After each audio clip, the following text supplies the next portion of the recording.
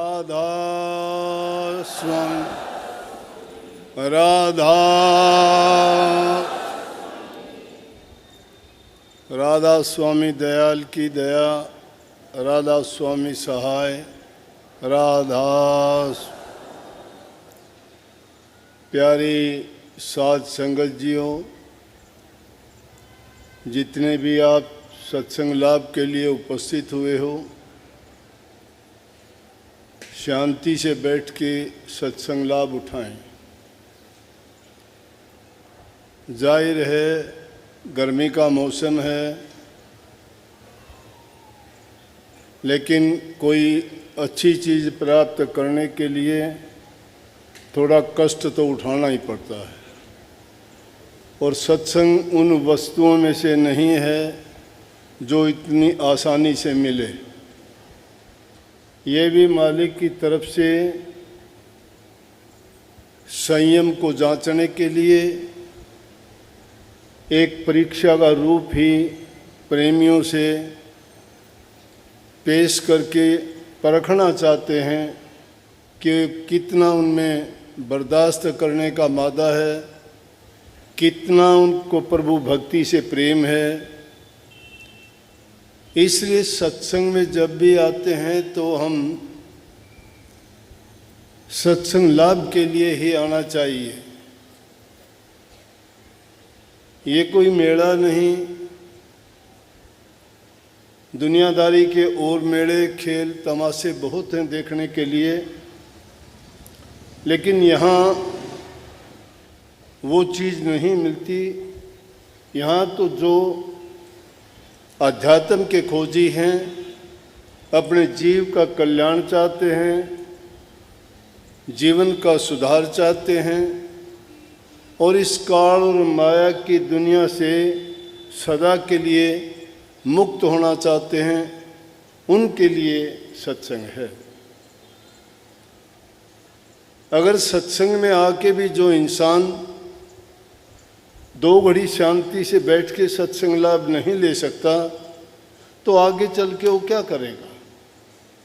अभी की बात बताऊं, एक प्रेमी था, भोला भाला, भगत भोले ही होते हैं।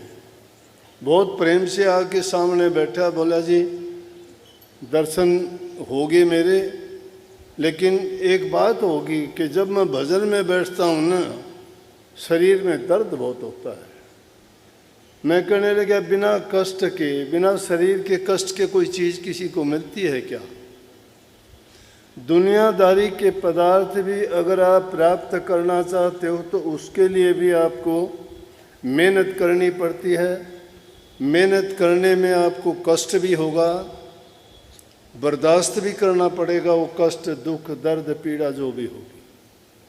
अब ये छोटी सी गर्मी क्या मायने रखती है।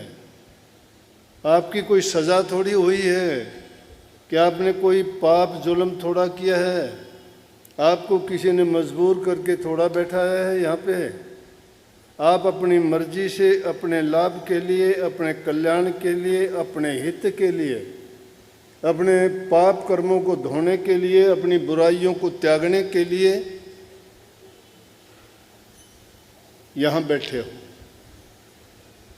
आपका स्वयं का अनुशासन आपको बैठाए हुए है। और बल्कि मैं दूसरी जगह जब जाता हूँ या दूसरे देशों के लोग आके जब देखते हैं तो इस बात को देख के हैरान होते हैं, जहाँ कोई आपको निर्देश देने वाला नहीं है, ना कोई समझाने वाला, कहने वाला नहीं है, कि लोग अपने आप आके शांति से बैठकर इतनी संगत जब सत्संग सुनती है तो ये एक आश्चर्य की बात है। लेकिन वो उस बात को नहीं समझते कि वो आश्चर्य किस बात में छिपा है। क्योंकि जिस चीज़ को हम सत्संग से ग्रहण करना चाहते हैं वो बहुत बहुमूल्य चीज़ है। उसका ना कोई तोल है, ना कोई मोल है, ना उसकी कोई दूसरी दुकान है। वो किसी दूसरी दुकान पे नहीं मिलता, वो तो संतों के संग से मिलता है, संतों के वचनों से मिलता है। और संत भी अगर वो संत मिले करने वाला, जिसने नाम की कमाई की हो, अपने जीवन में नाम भक्ति करके गुरु की शरण में, गुरु की रहनुमाई में रह के जिन्होंने नाम भक्ति कमाई है, वही आपका कल्याण और उद्धार कर सकता है। क्योंकि खाली कुएं के पास जाने तो प्यासे की भी प्यास नहीं मिटती है। संत सतगुरु के पास तो वो दौलत होती है कि वो पापियों के पापों को हर लेते हैं, वो मुर्दों को जिंदा कर देते हैं, वो कागों से हंस बना देते हैं, वो कुर्डी से महल बना दें, वो आँख बंबूड़ के भी चंदन के पेड़ बना देते हैं। इन सब कहने का पर्याय या मतलब अर्थ ये है कि जो इंसान संतों के संग में जाके उनकी शिक्षा और उपदेश को जब मान लेता है तो उसकी वो जिस प्रकार से काग की वृत्तियां छूट गई। काग की वृत्ति क्या है? काग की आदत क्या है? कि दूसरे पक्षियों को तंग करना, अपने लाभ और स्वार्थ के लिए उनको परेशान करना। लेकिन जब गुरु की शरण जब मिलती है, ऐसे लोग, उनकी तुलना काग से इसलिए की गई कि कुछ लोग हमारे बीच में ऐसे होते हैं जिनको वो गलत आदत होती है, चाहे उनका वो प्रारब्ध कर्म है, चाहे इस जन्म में उन्होंने उन कामों को सीख लिया है गंदी आदत के कारण, या किसी बुरी संगति के कारण, या उन्होंने अपने कर्म से ही अज्ञान के कारण ऐसे कर्म किए हैं, तो वो उन आदतों को अपने जीवन में प्रयोग करते हैं और उससे दूसरों को पीड़ा होती है। लेकिन संतों के पास जब जाते हो तो तुम्हें वो अज्ञान मिटा देते हैं। इसीलिए क्यों कहते हैं कि गुरु के पास गए ज्ञान मिल गया। ज्ञान है क्या चीज़? कहते गुरु के पास जाया, तुम्हारी अज्ञान की आंखें थी वो बंद थी, उनको खोल के आपकी तीसरा नेत्र खोल दिया। वो कौन सा है तीसरा नेत्र? ज्ञान चक्षु है। वो आपको विवेक को जगाते हैं, वो आपको भले बुरे की पहचान करवाते हैं, वो आपको बताते हैं कि किन चीज़ों से तुम्हारा हित और कल्याण है।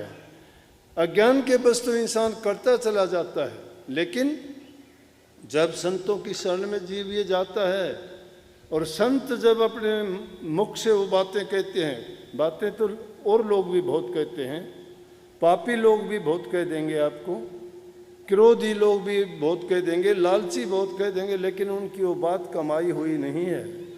जिस प्रकार से पीपल और पेड़ के ये बड़ के बीज होते हैं, कितने बीज पैदा होते हैं पेड़ के नीचे, कितने पैदा होते हैं, वो पेड़ नहीं बन सकते। पेड़ वही बनता है जो पक्षी खा के उसके पेट में चला जाता है, वो बीज पक जाता है, चाहे वो पक्के पत्थर के ऊपर भी गिर जाता है, वहाँ भी पैदा होकर पेड़ बन जाता है। इसी प्रकार से संतों का जो कमाया हुआ वचन होता है, वही वचन हमारा काम करता है। हाथ में लेके लेने से कोई तीर चला दे तो उस तीर से कोई निशाना नहीं लगता, वो किसी को घायल नहीं करता। लेकिन सतगुरु का वचन जो होता है वो सेल के समान होता है, क्योंकि सतगुरु ने नाम की कमाई की है और वो उनको कमाया हुआ नाम जो है जब वो हमारे हृदय पे लगता है तो हम जाग जाते हैं, भटके हुए हैं, रास्ते पे आ जाते हैं, हमारे भूल और भ्रम मिट जाते हैं।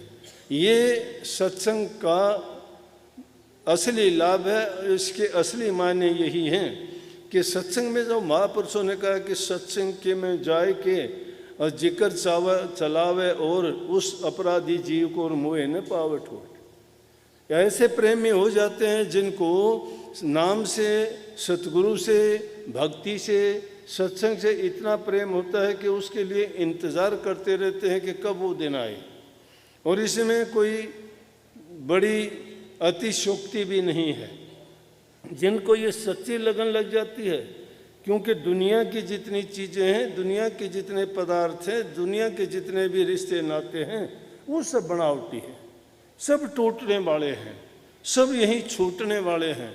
किसी में उनमें हमें सुख नहीं, शांति नहीं, किसी से कोई लाभ नहीं है। वो थोड़ी देर के बाद में दुख में बदलने वाले हैं। शरीर को दुख होगा, कष्ट होगा, लेकिन आत्मिक शांति के लिए जो काम किया जाएगा वो लाभ तो सिर्फ सत्संग से, नाम से, गुरु की संगति से ही मिलेगा।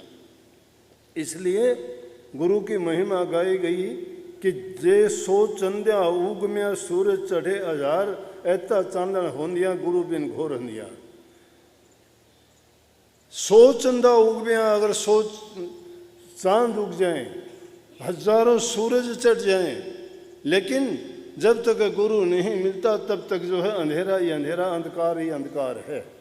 क्यों है कि ये चीज़ें हमें सूरज और चंद्रमा दुनिया की चीज़ें दिखा देती हैं, लेकिन जो नूर है, जो हमारा निज घर है, जो परमात्म शक्ति है, उसका ज़हूर वो नहीं दिखा सकते। वो तो सिर्फ गुरु में ही वो ताकत है कि वो हमें उस मंजिल तक पहुंचाएंगे, उनके दर्शन कराएंगे, और उनके दर्शन मिलने से हमारे जन्म जन्मांतर के पाप और कर्म धुल जाते हैं। लेकिन हम इस चीज़ को भूल जाते हैं। हम तो दुनिया के जो चीज़ हाजिर में हमें नज़र आती है उसी को मानते हैं, जिन आँखों से देखते हैं उसी को मानते हैं, जिन चीज़ों को हम अपनी ज्ञान इंद्रियों और कर्मेंद्रियों के द्वारा उनकी पहचान बनाते हैं या देखते परखते हैं, उन्हीं का हमें ज्ञान है। लेकिन जो चीज़ वास्तविक है उसको नहीं पहचान पाते। और उसको पहचानना क्या है? जब कभी एकांत में आप ये विचार भी करो कि दुनिया है क्या, ये कैसे चल रही है, तो इसमें कही थी ना कि आदमी अपने कर्म को बनाए, कर्म को जब करते हुए सोचे कि मैं जो कर्म करता हूँ उसका कर्म फल क्या होगा। और इसीलिए कि ये कबीर साहब की वाणी थी कि गुरु बिन कौन छुटावेगा मत लुट हंस रस्ते में। हंस क्यों कहा गया? सभी हंस तो नहीं है, लेकिन हंस वो पक्षी है दुनिया में जो किसी को भी किसी प्रकार की पीड़ा नहीं देता। वो देखने मात्र से ही बड़ा सुंदर और अच्छा लगता है। तो इसलिए इस जीव को, हमारी रूह को, आत्मा को हंस का दर्जा दे के हम कहते हैं। लेकिन क्यों कह के रास्ता कौन सा रास्ता है? एक रास्ता नहीं है। यहाँ हम चौपड़ की तरह उस 84 के चौराहे पे खड़े हुए हैं। 4 प्रकार के जो जीव इस संसार में पैदा होते हैं, जिनमें 84 लाख योनियाँ हैं। उन 84 लाख योनियों को 4 श्रेणियों में ही बांटा गया है। तुलसीदास जी ने तो उनको कहा है कि 9 लाख जल के जीव हैं, 10 लाख पखेरु जान, 11 कीट भृंग हैं, स्थावर 20 बखान, 30 लाख पशु योनि है, और 4 लाख नर होई, तुलसी इनमें राम भजे धन है सोई। धन्य वो लोग हैं जो प्रभु को भजते हैं। प्रभु ने सब कहा है कि मैंने सब जीव मैंने पैदा किए हैं और सभी मुझे अच्छे हैं क्योंकि पैदा मैंने किए हैं, लेकिन उनमें मुझे सबसे उत्तम वो लोग लगते हैं जो प्रभु की भक्ति करते हैं। जो प्रभु की भक्ति नहीं करते, वो चाहे कितने भी बड़े हो, कितने भी धनवान हो, कितने भी बलवान हो, कितना ही उनका कारोबार हो, मुझे वो अच्छे नहीं लगते। क्योंकि प्रभु को तो सभी को अपने भक्त अच्छे लगते हैं। जो जिसका हित करता है उसको अच्छा लगेगा, उससे सब कुछ मिलता है। ये नहीं कि जिसको कुछ कोई देता नहीं, लेता नहीं, जिससे कोई स्वार्थ से नहीं होता, उससे कोई बात ही नहीं करना चाहता। ये तो दुनियादारी का खेल है। लेकिन इसमें संतों ने ये कही है कि अगर तुम गुरु के बताए मार्ग पर चलते हो तो तुम्हारे गुरु तुम्हारे जीवन को बदल दें। अब क्या किया हम इस जीवन को? इंसान का चोला तो हमें मिल गया, जिसको कहा है कि 4 लाख में 4 लाख प्रकार के इंसान हैं और उनमें धन्य वही है जो प्रभु की भक्ति करता है। लेकिन हमने क्या किया? इस दुनिया में आके कोई शराब में, कोई कबाब में, कोई उल्टे सीधे कर्मों में ऐसे ऐसे कर्म करने सीख लिए जिनका कोई भी हमें ना बताने वाला ना सिखाने वाला, और वो कर्म करके हमने अपने जीवन को भी बर्बाद किया।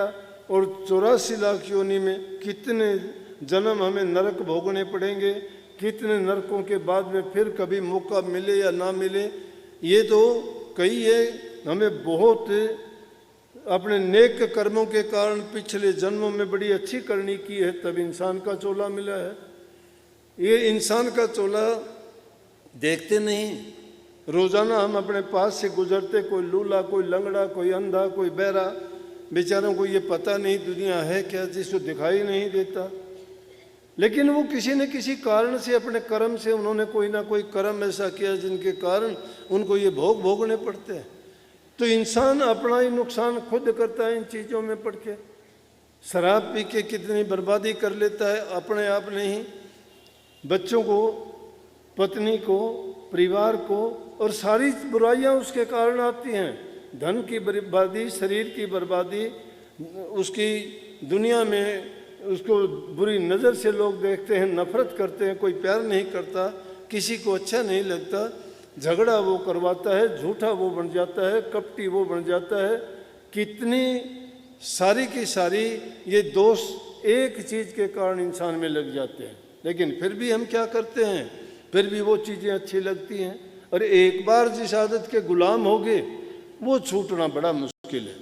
लेकिन जिससे हमारे सारे कार्य सिद्ध होते हैं प्रभु की भक्ति से, जिससे सारे दोष मुक्त हों, रोग हमारे कटते हैं, जन्म जन्मांतर के पाप हमारे मिटते हैं, मन में सुख शांति मिलती है, परिवार सुखी रहता है, दूसरे लोगों को भी किसी का कोई मतलब नहीं, कोई बात भी होती है तो सब उसको कम से कम ये ज़रूर कह देंगे भगत है, किसी का कुछ नहीं करता, अगर कोई बात होती है तो भी उसको कहते जा कोई नहीं, तेरा कसूर नहीं। क्यों कि ये गुण है इस चीज़ का। लेकिन एक इंसान जो जानबूझ के अपने पैर में कुल्हाड़ी मारता है, उसका कौन उसको सुख दे देगा, कौन उसको बचा देगा? गुरु क्या, चाहे कोई भी है, चाहे साक्षात ब्रह्मा जी विष्णु जी भी आ जाएं तो भी उसका हित नहीं कर सकते। इसलिए हम संतों की शरण में जाते इसलिए कि हमारे दुख दर्द पीड़ा कम हो जाए। लेकिन ये चिंता नहीं करना, कई बार हम गलत सोच लेते हैं। हम सोच लेते हैं कोई भी चीज़ होती है, गुरु के पास जाते हो, निश्चित रूप से गुरु तुम्हारे सब रोगों का इलाज कर देगा। लेकिन ये सोचा करो ये मेरा किया हुआ कर्म है, ये मेरे सिर पर कर्ज है।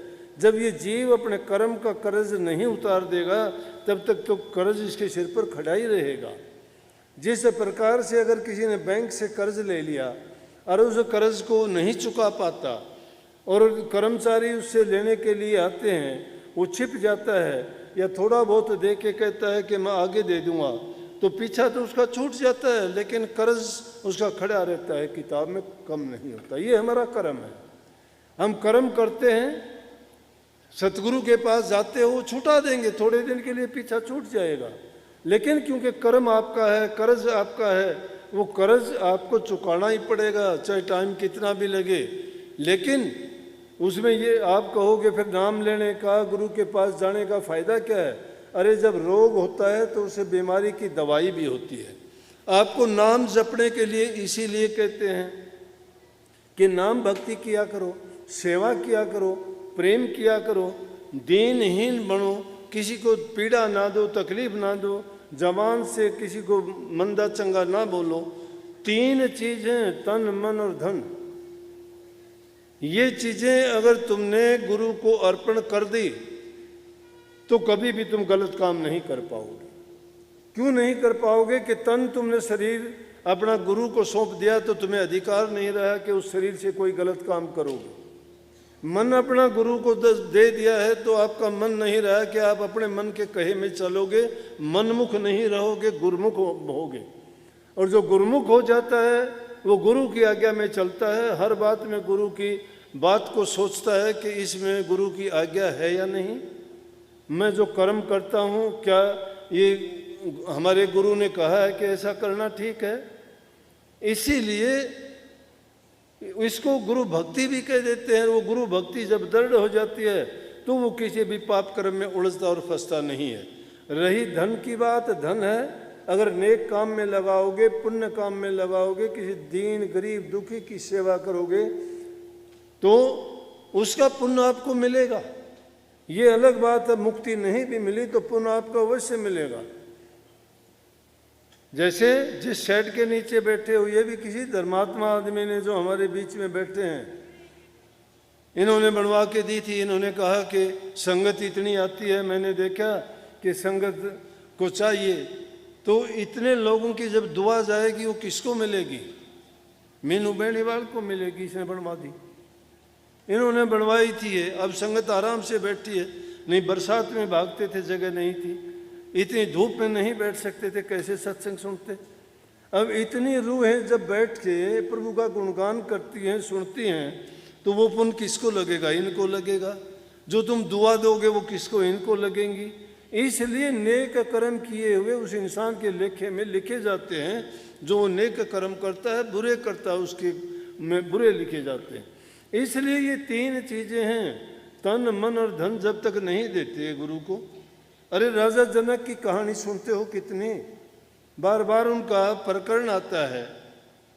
याज्ञवल्क्य जी बहुत बड़े ऋषि थे, राजा जनक के गुरु बने वो, लेकिन लक्ष्य ज्ञान नहीं दे पाए वो उनको।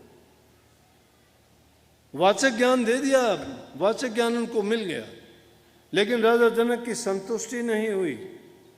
उनको जो लक्ष्य ज्ञान प्राप्त हुआ वो अष्टावक्र जी से प्राप्त हुआ।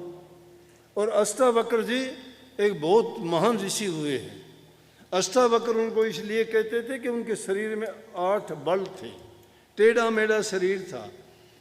मैंने सुनी बात है कि वो किसी उन्हीं के पिता के शराब के कारण ही, जब मैं गर्भ में था तो उनके पिता ने शराब दे दिया था, जिसके कारण उसका शरीर टेढ़ा मेढ़ा जब वो पैदा हुए। लेकिन बहुत ऊंचे ऋषि थे, बड़े ज्ञानी थे, बड़े विवेकी थे। राजा जनक ने बड़े बड़े ज्ञानियों को, बड़े बड़े ऋषियों मुनियों को बुलाया और अपनी कोई बात थी जिसको जानने के लिए कोई कहने लगे कि मेरा भरम मिटा दे कोई थोड़ी देर में, और वो भी देर कितनी कि घोड़े की रकाब में पैर रखूं, इतनी देर में मुझे ज्ञान करा दे तो मैं उसको गुरु बना लूँगा। बहुत से उनके गुरु बनने के लिए आए, लेकिन कोई भी उनको लक्ष्य ज्ञान नहीं दे पाया, संतुष्ट नहीं कर पाया। आखिर में अष्टावक्र जी के पिताजी भी गए, तो जो लोग उनके गए उनको वापस नहीं जाने दिया, वहीं रख लिया कि उनको बाहर नहीं जाने दूंगा जब तक ये काम नहीं हो जाता। तो कहते हैं अष्टावक्र जी बच्चों में खेल रहे थे, खेलते खेलते और बच्चों ने मजाक कर दिया कि अगर तू ऐसा ही है तो तेरा बाप तो जेल में पड़े है, राजा जनक की में। अष्टावक्र जी की माँ ने उसको बताया नहीं था, वो कहती थी कि ना तेरे पिताजी कहीं बाहर गए हैं। और वो कहते हैं मामा के घर रहते थे, उनके मामा भी बहुत बड़े ऋषि थे। तो उनके मामा ने जब नाना से उन्होंने पूछा कि मेरे पिताजी कहाँ हैं, वो झूठ नहीं बोल पाए, उन्होंने बता दी जो बात थी। कहने लगे राजा जनक के दरबार में है वो। राजा जनक का कोई सवाल था, उसका जवाब देने गए थे, लेकिन नहीं उनका जवाब दे पाए तो उनको वहीं रख लिया। जाने के बाद में अपनी माँ से कहने लगे कि आपने मुझे नहीं बताया, मैं अपने पिताजी को लेके आऊँगा। बोली बेटा कहाँ जाएगा, वहाँ तो बड़े बड़े ज्ञानी, बड़े बड़े विवेकी, बड़े बड़े ऋषि महात्मा बहुत गए, लेकिन कोई भी उनकी उस समस्या का हल नहीं कर पाया। आप ना जाओ, अगर तुम भी चला गया तो मेरा कौन सहारा है। बोला कि चिंता करने की ज़रूरत ही नहीं है। तो कहते सभा लगी हुई थी, राजा जनक बैठे हुए थे, और जब उस अष्ट मोड़ों वाले शरीर को लेके झूलता हुआ, इधर उधर डग्गे मग्गे खाता हुआ जब प्रवेश करने लगा तो द्वारपाल बोला कहाँ जाएगा। बोला क्यों, अंदर जाऊंगा। बोला कि अंदर जाने का हुक्म नहीं है, यहाँ जो है बड़े बड़े ज्ञानी और वो जाते हैं। बोला मैं तुझे ज्ञानी नहीं लगता, मैं भी ऋषि हूँ, मैं राजा जनक के सवालों का जवाब देने जा रहा हूँ।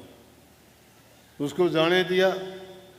जब शोर शराबा सुना तो हुक्म हो गया कि आने दे भाई।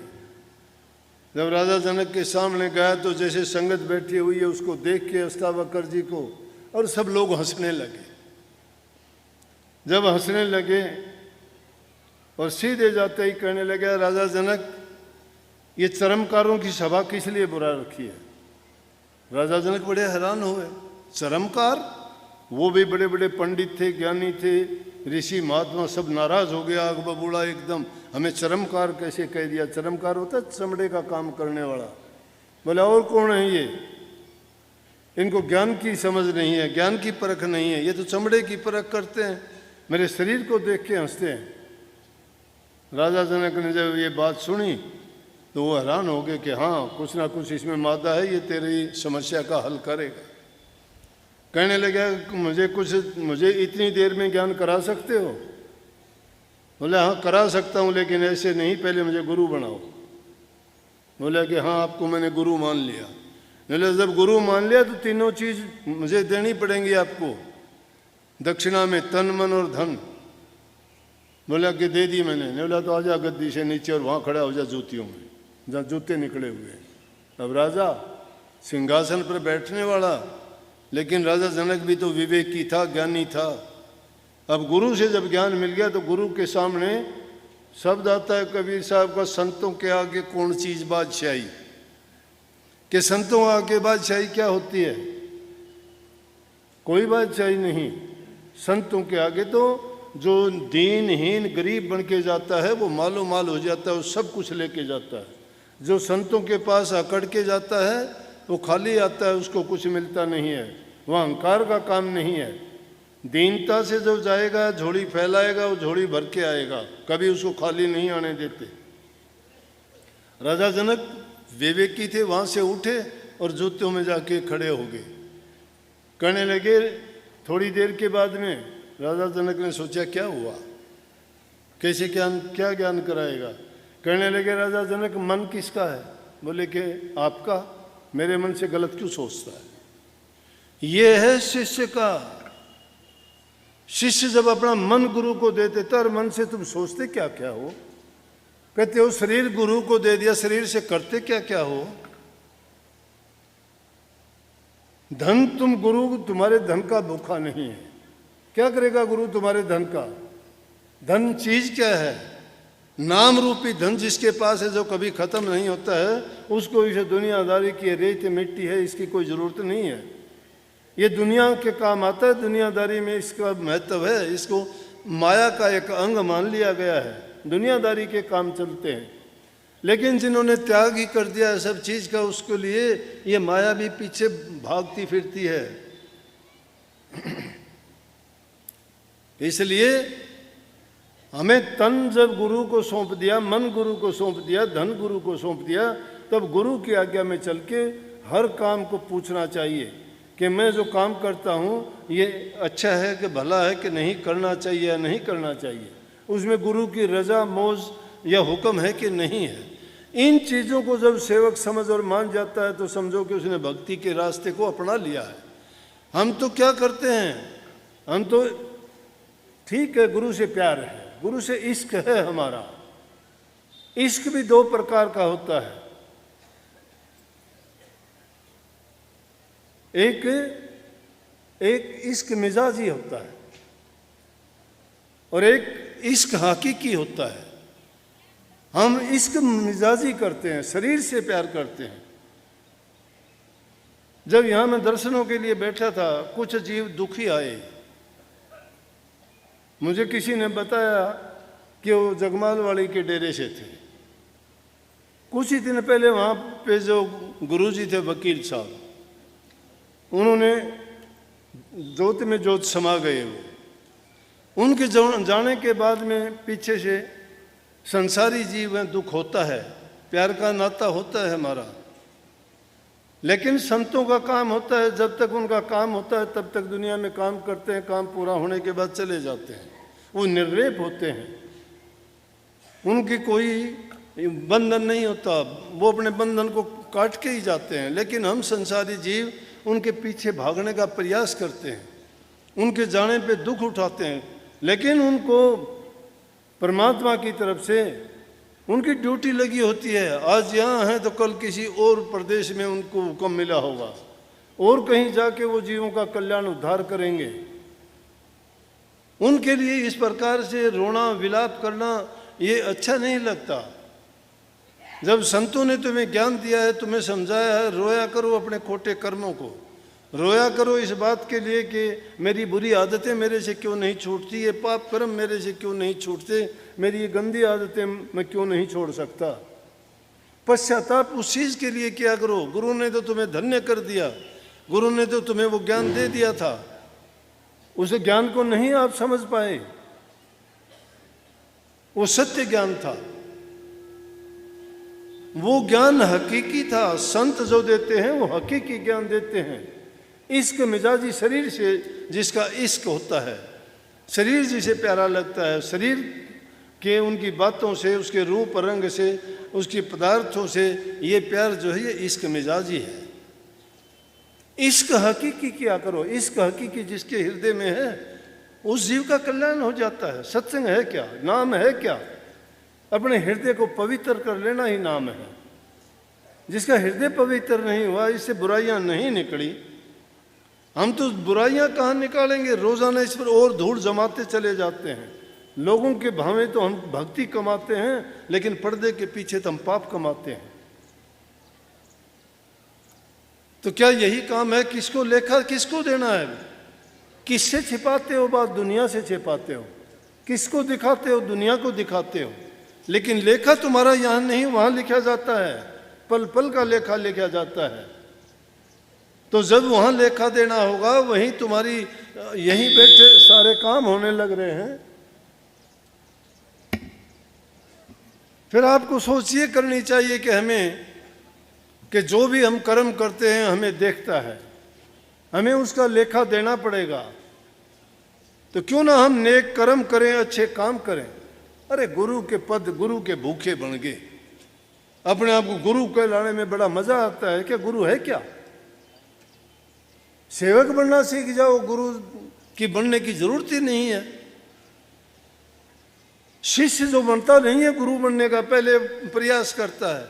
गुरु बनना है तो पूछो हमारे से। गुरु की सेवा किया करो, नाम भक्ति किया करो, त्याग दो अपना खान पान, त्यागो अपने ऐश आराम, भूख प्यास पर करो संयम, निभाओ अपने मन को, करो काबू में। मन के नचाए नाचते हो, मन कहता है वो करते हो। भागे फिरते हो संसार के पदार्थों के पीछे, छोटी छोटी बातों के लिए झूठ कपट बेईमानी में बरतते हो। रात दिन दूसरे लोगों को दुख देने में लगे रहते हो। जो दूसरे को दुख देता है उसको शांति कैसे मिलेगी? तुम अपने लिए सुख चाहते हो तो किसी के लिए सुख दिया करो। कांटे बो के कभी तुम सुखी नहीं रह सकते, तुम्हारे ही पैरों में लगेंगे वो। एक बोओगे 1000 लगेंगे। कर्म का फल एक नहीं रहता, हजारों उसके परिणाम बन जाते हैं।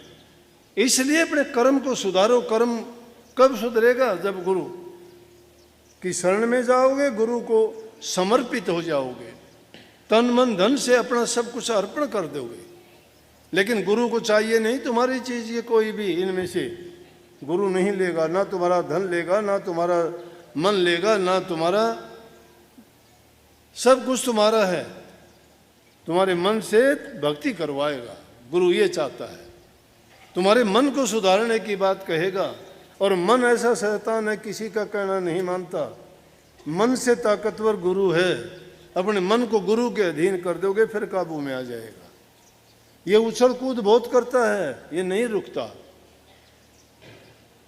शरीर सो जाता है, ये नहीं सोता, फिर भी भागता रहता है। सोपन की अवस्था में कहाँ कहाँ जाते हो, कल्पनाओं में कहाँ कहाँ डूब जाते हो। जिसको देखते हो मन तुम्हें वैसा ही बनाने का प्रयास करता है। कभी पहलवान बनते हो, कभी धनवान बनते हो, कभी कारों में चलते हो, कभी हवाई जहाजों में घूमते हो, कभी कुछ बनते। जो भी चीज़ देखते हो, ये मन वही काम करना चाहता है कि मैं ऐसा हो जाता, मैं ऐसा हो जाता। लेकिन तुम ऐसे हो कैसे जाते? जो तुम ऐसा होना चाहते हो तो उस प्रभु की भक्ति करो। उसके घर में कोई कमी नहीं है। जो चाहोगे वही बना देगा आपको, जो चाहोगे वही बना देगा। तो अष्टावक्र जी ने जब उसको कहा कि राजा जनक मन से क्या सोचता है, कहने लगे नहीं जी कुछ नहीं। इन्होंने बोला मन मेरा है, आपको कोई अधिकार नहीं इससे कुछ सोचने का। राजा का मन कहाँ जाता था? राजभवन पे, रानियों पे, धन दौलत पे। बोला तेरी कोई चीज़ नहीं है इनमें से। राजा जनक सोचने लगा कि वाकई मेरी कोई चीज़ नहीं है। एक पैर घोड़े की रकाब पर था, दूसरा पैर डाल ही नहीं पाया। वहीं खड़े खड़े सुन्न हो गया, वहीं सुरत लगी, एक ठिकाने टिक जाती है। ये सुरत टिकाने के लिए हम ध्यान बताते हैं, अभ्यास बताते हैं, सुमरण करना बताते हैं। वो ध्यान अभ्यास और सुमरण है क्या कि मन को एक जगह पे टिका दो, दूसरी चीज़ दिखाई नहीं देनी चाहिए। और वो चीज़ क्या है?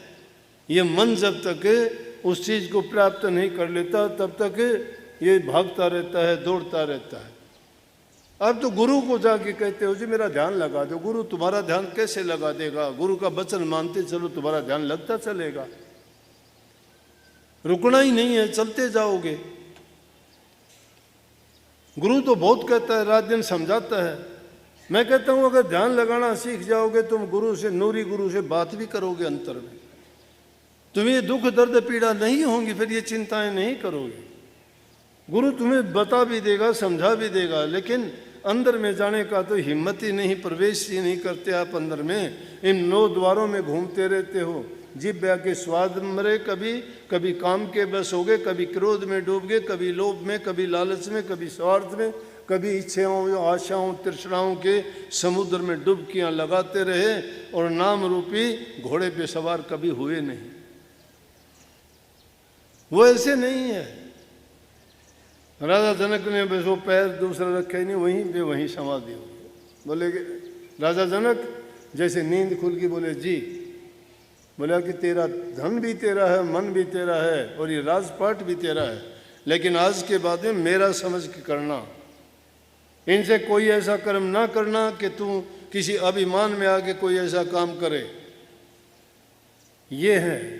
इसी प्रकार से कि शिष्य भी अपने मन को, अपने मन की भावनाओं को, अपने करने वाले कर्मों को गुरु की आज्ञा में ये सोचे, उस कसौटी पर देखे कि गुरु जो कहता है उसके अनुसार मैं काम करता हूं या नहीं करता। जब ये बात जज जाएगी तुम्हें कि हाँ इसमें गुरु की मौज है, रजा है, कहने को हम तो बात सीख जाते हैं कि मौज गुरु की, खोटा कर्म करके भी कहते कि गुरु की दया थी ये। अरे गुरु की दया खोटा कर्म करने की थी क्या? बोला मौज थी ये। मौज किस चीज की? मौत थी तुम्हारी। मौज थोड़ी होती है, मौत है तुम्हारी। गलत काम जानबूझ के करते हो। झगड़े होते हैं, गुरु चले जाते हैं गद्दियों के लिए, गद्दी के लिए। राजगद्दी है ये। करनी करते तो गद्दी की जरूरत ही नहीं थी, गद्दी कहीं भी बैठ के बना लोगे। करनी करो ना। गोलियां चलती हैं, किस लिए चलती हैं? लालच है। अरे भक्ति करनी अपने घर में बैठ के कर लो, लेकिन भक्ति तो करना नहीं चाहते ना। इसको भी राजगद्दी मानते हैं कि गद्दी पर बैठ गया। किसकी गद्दी पर बैठ गया? गद्दी किस चीज की है? गद्दी तो राजा महाराजाओं की होती है। बंदूकों के पैरे लग गए, उनको बचाओ। परमात्मा की भक्ति करते हैं, डरते दुनियादारों के लोगों से हैं कि मुझे मार ना दें। क्यों मार देंगे भाई? तेरा कसूर क्या है? और तू ही कसूर करता है तो शिष्यों को क्या सिखाएगा? कसूर से तो बचाते हैं, कसूर खोटा कर्म ही तो होता है। अरे बचो इन खोटे कर्म करने से, नेक काम किया करो, भले काम किया करो, अच्छा करने की आदत डालो। मन वचन और कर्म से जो इंसान पवित्र हो जाता है, यही भक्ति है। यही भक्ति है, तुम्हारा मन टिक जाएगा। जिसके मन की कोई वासना नहीं, जिसकी कोई तड़फ नहीं, जिसकी कोई चाह नहीं। महात्माओं की बड़ाई क्यों गाई गई? ना तो उनको कुछ खो जाने का डर है, ना ही कुछ पा लेने का लालच है। वो प्रभु की भक्ति में लीन रहते हैं। वो कहते हैं अपने राम को 2 रोटी मिल गई, ठीक है। हाथ में कुंडी, बगल में सोटा, चारों दिशा फकीरी में, जहां गए फकीरी है।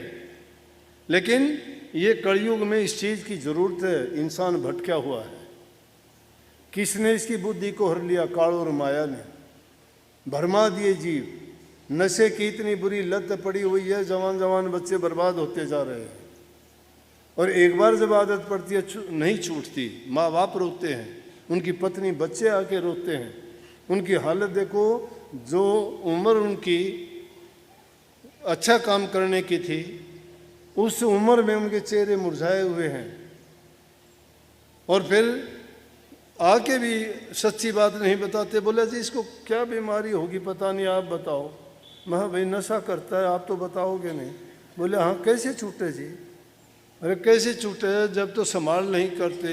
मैं कितनी बार कहता हूँ कि बच्चों की तुम इच्छा पूरी ना करा करो, ज़रूरत पूरी किया करो। इच्छा तो बच्चा कुछ की कुछ पैदा कर लेगा।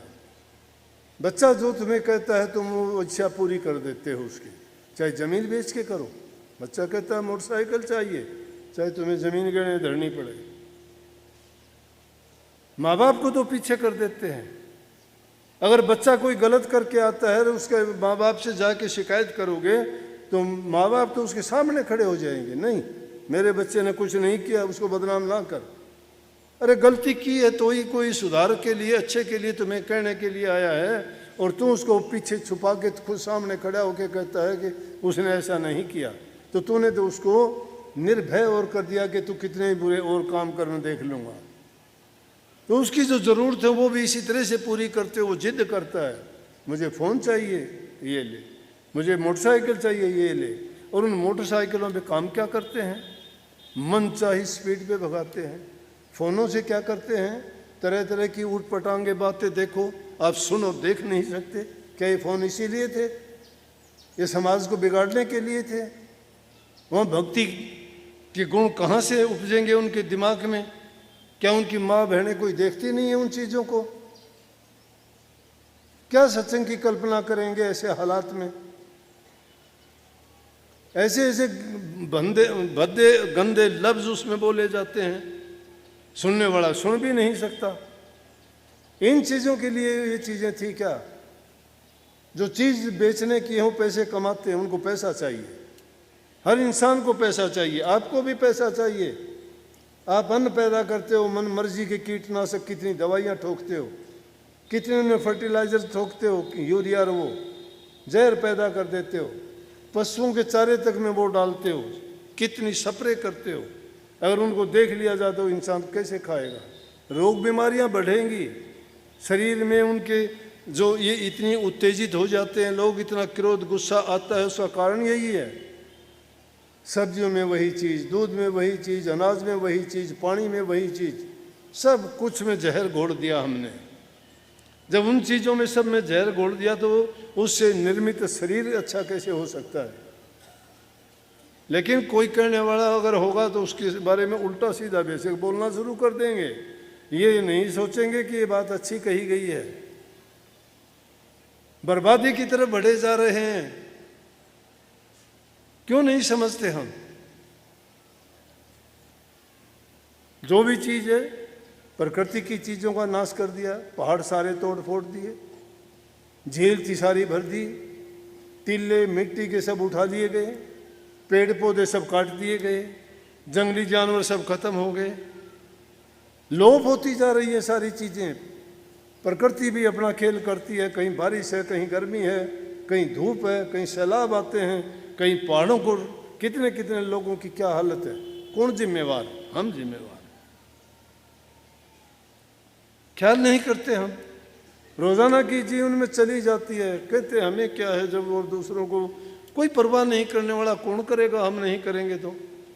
पानी की बर्बादी हो रही है, जीव जंतुओं को मार रहे हैं, जंगली जंतु सारे खत्म कर दिए गए। किसने किए? हमने किए। हम जिम्मेवार हैं।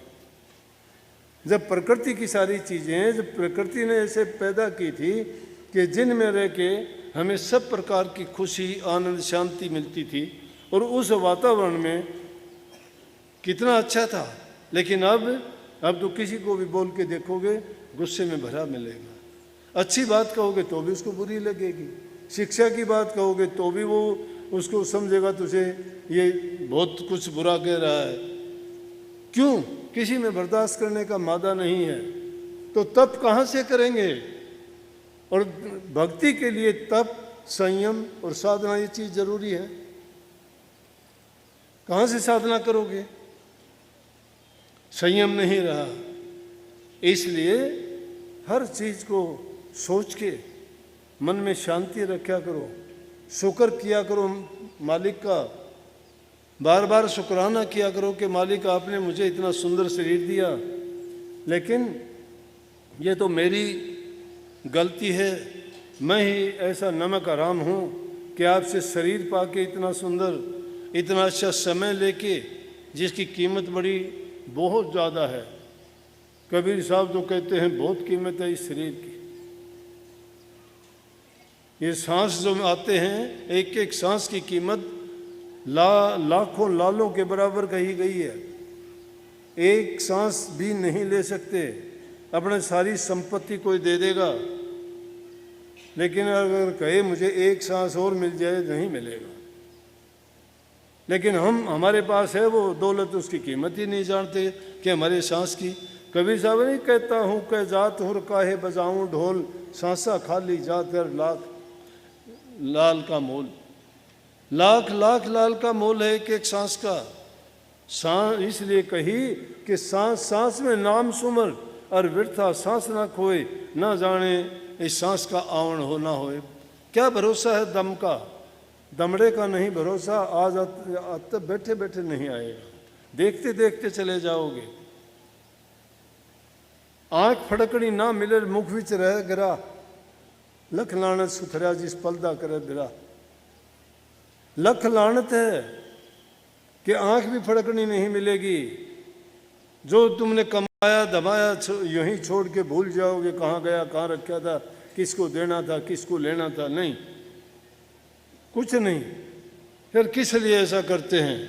जो चीज़ हमारे साथ जाने वाली है वो भक्ति है।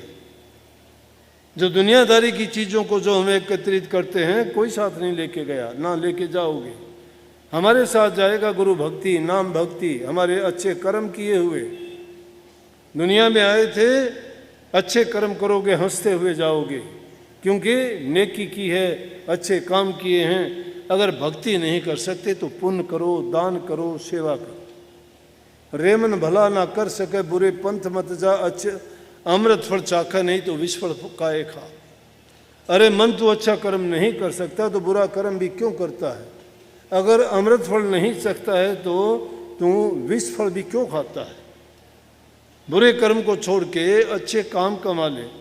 नाम, प्रभु के नाम में ये ताकत है, ये शक्ति है कि जो जो उस नाम को तुम सुमरते जाओगे, तुम्हारे हृदय की गंदगी साफ होती चली जाएगी। कचरा भरा पड़ा है जन्म जन्मांतर का, एक नहीं कई जन्मों का। हमें याद नहीं है कितने जन्म हमने लिए हैं, उन जन्मों में क्या क्या हमने कर्म किए हैं। वो कर्म की गठड़ी साथ लेके आए हैं, वही कर्म ढोते ढोते फिर चले जाएंगे, और फिर वही काम फिर करना होगा। वही पशु पक्षियों की तरह जीवन हम जीते हैं। क्या बड़ापन है? इंसान का चोला तो मिल गया, लेकिन कर्म पशुओं वाले करते हैं हम। अच्छे काम जो करता है वो नेकी करने वाला, वो सच्चा प्रभु का सेवक है, प्रभु का भक्त है। इसलिए उस नाम का सुमन जो जो करते चले जाओगे, त्यों तो तुम्हारी बुराई निकलती जाएंगी, उनकी जगह अच्छाई ले लेगी।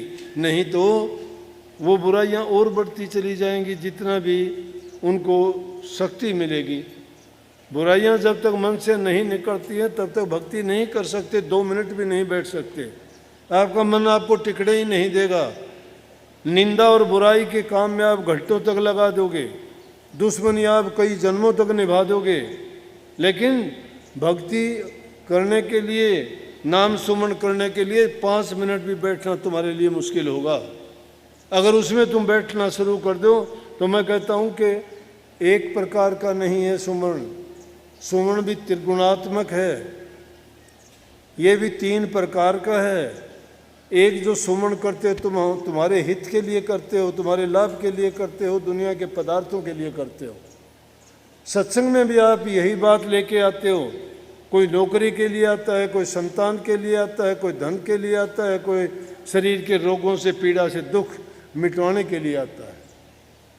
भक्ति के लिए कोई नहीं आता। भक्ति के लिए आए तो कहना ही क्या है?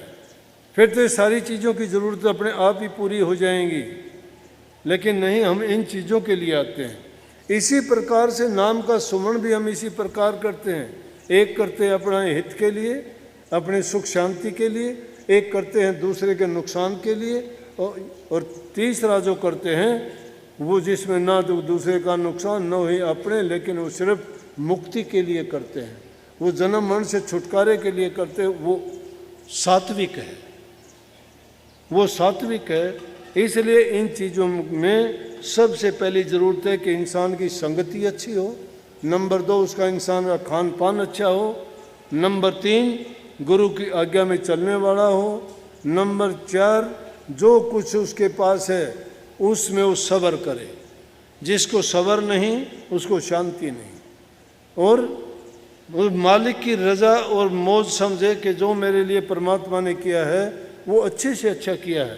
इससे मन में शांति आएगी, मन टिकेगा, नाम भक्ति करोगे, जो जो करते चले जाओगे क्यों तो तुम्हारे मन की शक्ति तो क्षीण होती चली जाएगी, रूह को ताकत मिलती चली जाएगी। रूह जब मन से ताकत हो जाएगी मन हार जाएगा और मन फिर रूह के कहे में काम करेगा। ये रूहानी ज्ञान है, ये रूहानियत है। उसमें जब चलोगे, उसके अनुसार जब चलोगे तो तुम्हारा मन फिर तुम्हारे भलाई के काम करेगा, फिर तुम्हें ये ऊट पटांग रास्ते पर नहीं लेके जाएगा। मन पंछी जब लग उड़े विषय वासना माँ, काल बाज की झपट में तब लगाया ना। ये मन पंछी है, ये विषय वासनाओं में जब तक भागता रहता है जब तक ये नाम रूपी बाज की झपट में नहीं आता। जब ये नाम की झपट में आ जाएगा तो इसकी विषय वासनाएं सब खत्म हो जाएंगी और ये उस सच्चे रास्ते पे चल पड़ेगा। गुरु की दया और मेहर का पात्र बन जाएगा। ये गुरु की दया और मेहर का जो पात्र बन जाता है उसका समझो कि भक्ति का सिलसिला शुरू हो गया। उसका शुरुआत और अंत भी वहीं पे हो जाती है। क्यों कि एक को एक ही है जिसकी हमने भक्ति करनी है। पतिव्रता स्त्री अपने पति का ध्यान करती है, कोई भक्ति करने की जरूरत नहीं है।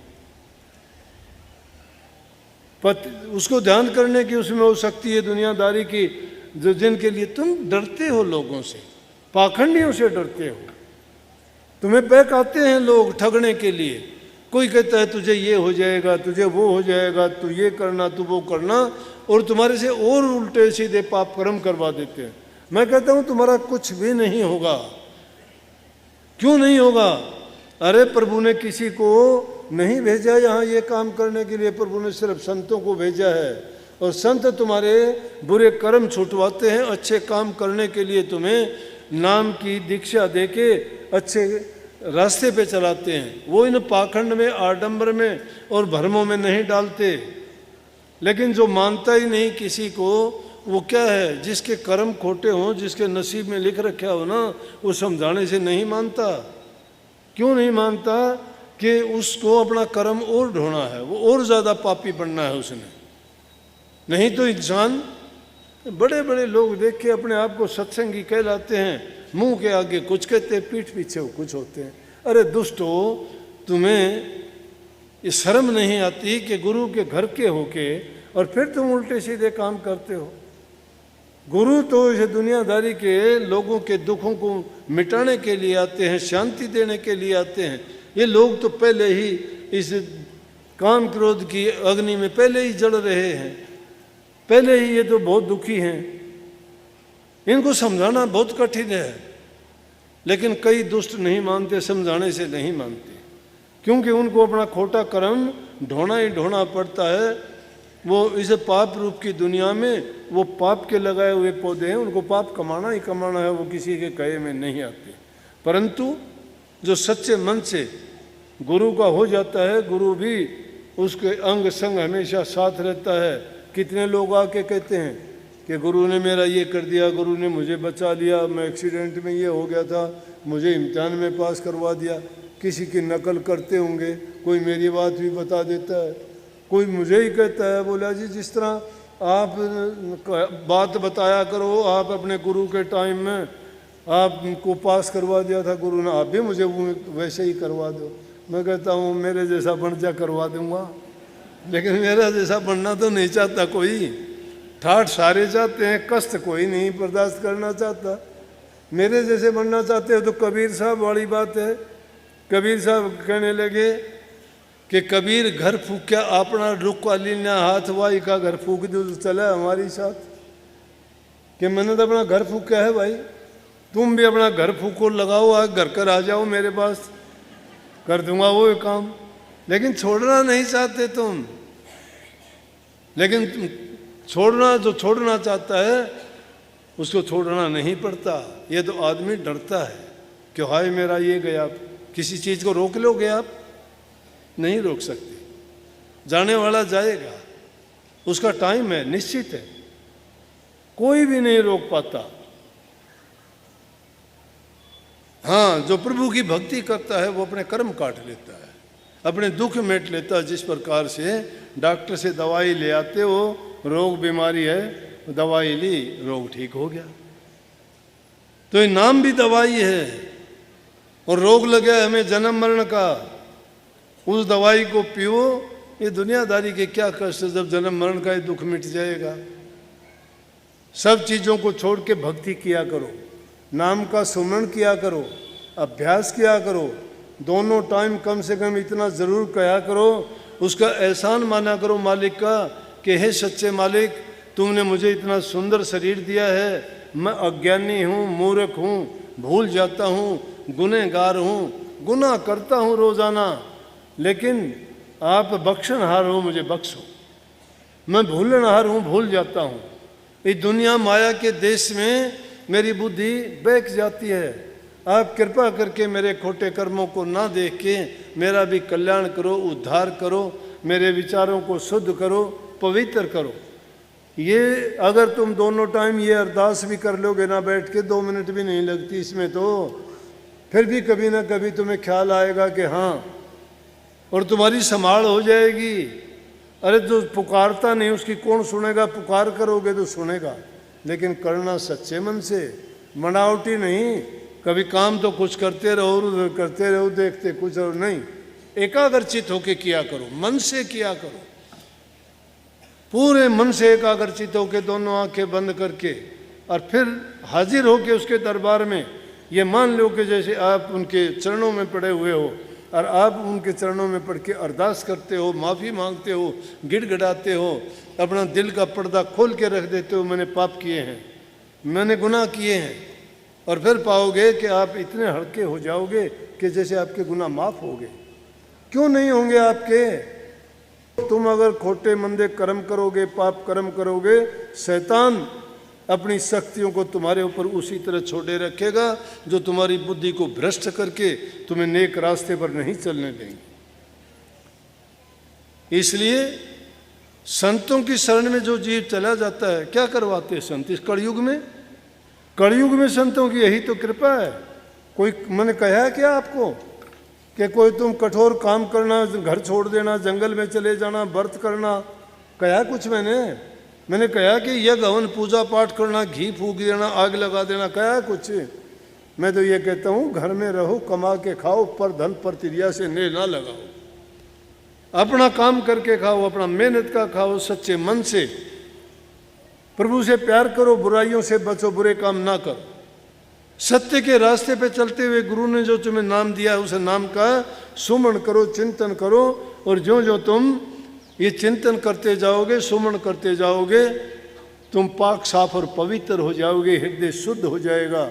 और जाका हृदय शुद्ध है उसी में प्रभु आके वास करता है। वो जिसके पास प्रभु है वो हर चीज़ से मालूमाल है। सबको बहुत बहुत आशीर्वाद। हमने जो गुरु से पाया है मैं वही आपको बताता हूँ।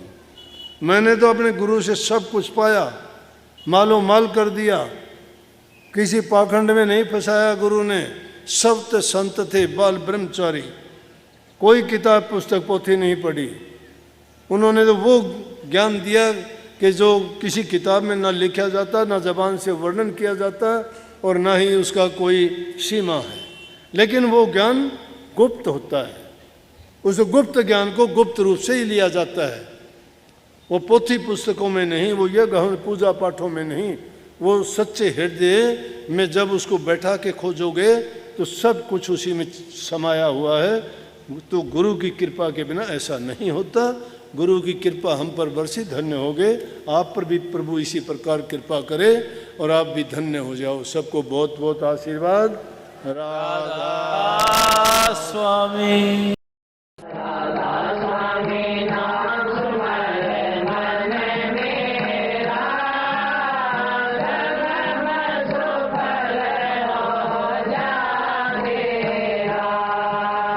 आप हमारे संत वाणी चैनल को सब्सक्राइब करें, वीडियो को लाइक करें, शेयर करें और हाँ, बेल आइकन पर क्लिक करना बिल्कुल ना भूलें।